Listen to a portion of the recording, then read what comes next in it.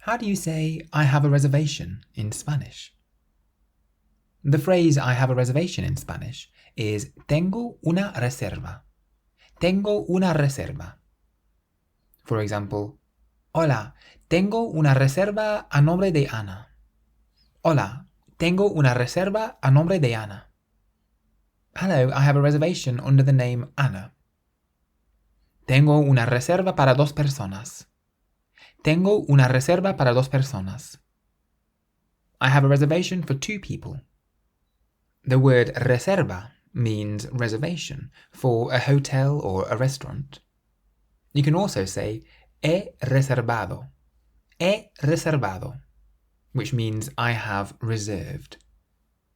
He reservado una mesa. He reservado una mesa. I've reserved a table. Tengo una reserva para esta noche. Tengo una reserva para esta noche. I have a reservation for tonight. Buenas noches. Tenemos una reserva para las 8. Buenas noches. Tenemos una reserva para las 8. Good evening. We have a reservation for 8 o'clock.